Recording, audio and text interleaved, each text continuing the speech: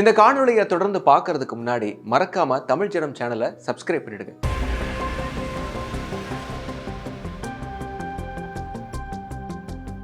கேரளாவில் லிவிங் டுகெதரில் வாழ்ந்த ஜோடி ஒன்று கடந்த 3 ஆண்டுகளில் அடுத்தடுத்து 2 பிறந்த சிசுவை கொன்ற நிகழ்வு அதிர்ச்சியை ஏற்படுத்தியுள்ளது. கடந்த 29ஆம் தேதி திரிசூர் மாவட்டத்தில் உள்ள புதுக்காடு காவல் நிலையத்தில் இரவு 10 மணிக்கு கையில் பிளாஸ்டிக் பேக்குடன் போதையில் வந்த பவிஷ் என்ற இளைஞர் அந்த பையை காவல் அதிகாரியிடம் கொடுத்து அதில் எலும்பு துண்டுகள் இருப்பதாகவும் அவை தனக்கு பிறந்த குழந்தைகளுடையது என கூறி அதிர்ச்சியை ஏற்படுத்தினார். போதையில் இருந்த பவிஷை பிடித்து உடனடியாக போலீசார் விசாரித்த போது பல அதிர்ச்சி தகவல்கள் வெளியாகின. கடந்த 2020ஆம் ஆண்டு பவிஷ் 18 வயது நிரம்பிய அனிஷா என்ற பெண்ணுடன் சமூக வலைதளத்தில் தொடர்பு ஏற்பட்டுள்ளது.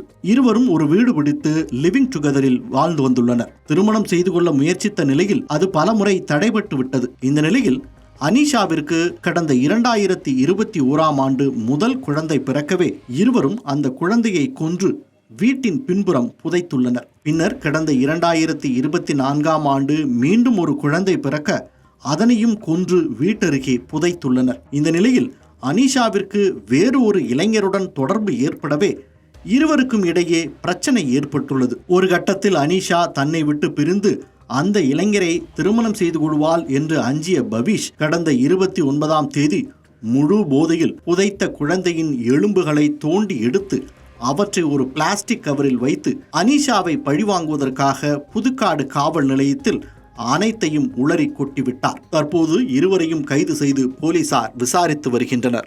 மேலும் இது போன்ற பல்வேறு சுவாரஸ்யமான தகவல்களை தெரிஞ்சுக்கிறதுக்கும் தமிழ் ஜனம் சேனலை மறக்காம சப்ஸ்கிரைப் பண்ணிக்கோங்க.